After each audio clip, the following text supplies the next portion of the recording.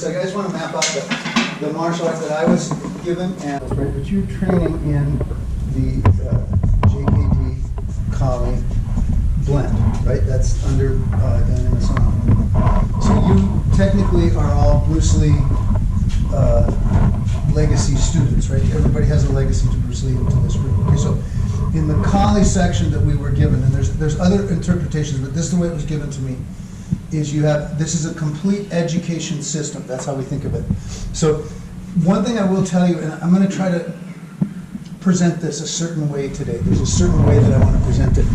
And I have a saying that you can miss a lot of the art. You can miss it completely by focusing on fighting all the time. You'll miss a whole big part of the art. A great example is Flora Villabrel. I think you guys are familiar with this character. So Villabrel is one of the, I always get it wrong, but Flora Villabrel is one of the real founding organizers of the art. You know, he was one of two people that Dan learned. Johnny LaCosta is the other one, and he went all the way from north to south in the Philippines putting martial arts together. He was the Bruce Lee of, actually I would say it the other way around. Bruce Lee was the Flora Villabrel of, because he didn't do as much, but, and I'll get to that. I'll get to that, because I'm going to upset people if I... It's okay, we'll just edit it out. Flora Villabrel is a very important character because he's the full contact guy, and this is the guy that maimed the Prince of Sumatra and all that stuff. You know the legend, right? But he has four guys, and these are the bodyguards. They're great big guys with big sticks, and their job is to get him out of the area after the fight. Okay, because fight, you know, is always illegal, and it's gambling, right? So there's a lot of money on the line. There's a lot of, it's like my group in Sacramento, California is all Filipinos. They always want to take me to the cockfights, and I've always said no. I always said no. I'm busy. I'm sick. I always make an excuse because somebody gets shot, somebody gets stabbed. There's a lot of money going back and forth. It's like I don't want any part of it. Anyways, these four guys, it is said that they could fight. They could really fight because they had to get him out of there safely. But they didn't know the art.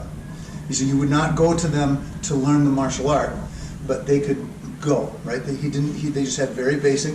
The other example is the guys that came back to America after World War II. So if you were a Filipino in World War II and you fought on our side, most of them did, then you were allowed citizenship. We would just let everybody in, right? Which was great. So a lot of the martial art left the Philippines after World War II. A lot of the real art, you know, Leo Ron and these guys came over. Anyways, okay, so too long a speech, but in this education system that we were given, you have a single handheld weapon, okay, which today everybody says single stick. Do you have a shield? You don't use the shield with all the weapons on it? I have it on my bag. Okay, oh, do you? Yeah. Can you just show it just for a second? This will help us to lecture just a little bit. We got a lot of time today, so I really want to get this right. So, Just waiting on you. look at that, it comes right off too. That's cool. You could I always ask people, they took the bows and arrows off, so anyway. I always ask people when you have this shield, find the stick. Interesting, isn't it? Because I remember the guy did the video, and he's a really good stick fighter, by the way, really excellent. I know him very well. And he goes, whap, like that, and he stands there, and he goes, this is just for fighting. He's wrong. This is for training. That's for fight. If I said, run, what's your first name again? Tony. Tony. Run home and get something to defend your family. If you come back with a stick, I'm going to be very disappointed, right? If you come, in America, if you come back with anything but a gun, I'll be very disappointed, right? Okay, so it's when we do this is we say single stick, but it's any single handheld weapon, single blade, single axe, whatever, right? Double is the same way, double blade, double axe. The one double thing that I got corrected on, and I didn't know this, but this is maybe 15 or 20 years ago, they corrected me because I had a picture with two Chris blades, right? And they took a picture and they said that the Chris is not used double like that. And the reason has to do with so what you're going to see is the influence of the Christian sector and the Muslim sector. And the Chris blade has 7 waves, that's what it was told to me. And number 7 is very important in the Muslim sector. I don't know why. By the way, I'm not going to talk religion with you, but I don't know why. But the number 7 is very important. If it's in the Christian sector, everything is in 12s.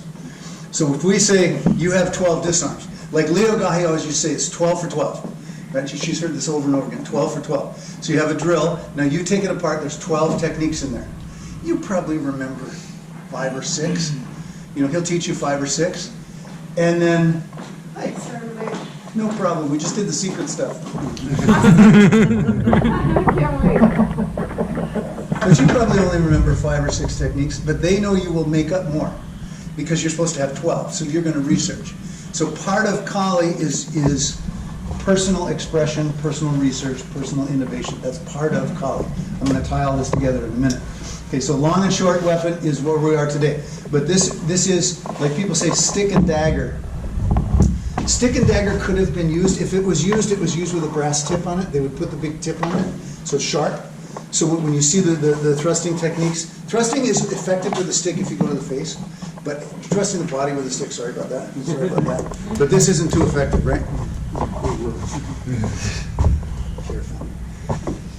So it's a long and a short weapon. Could be a stick and dagger, could be a sword and shield. Sword and shield work is really fun. If you just get a tie pad and a stick, like that, and you can spar, and you get the sword and shield techniques. What's hard is to simulate what they call karasak, and we're gonna do some of this when we get to the empty hand. So the 2 types of shield are taming, which is the round shield. It's just a shield. It's only a shield. Karasak has points on it. It has little tips all over it. So the minute I block, I can now use this, right? So the shield is also a weapon. That's really where it gets interesting, I thought. Dagger. There's 12 dagger systems. We probably use 4 of them regularly, but it's different grips, different types. Ulysses Pilot is really important to me now that we're air travel. So when you go on an airplane, I'll just grab one of my things, but I always have something like this with me, and they don't think anything of it. You know, you get on the airplane, it's so funny because they're taking away your fingernail clipper. I have so much stuff in my bag when you leave it, but they don't know it's a weapon, right? They don't know that. And it actually, if you take your time, there, it does have a little pen in it. It's a ridiculous little pen. But anyways, this is a very important category, and it leads you to the empty hand.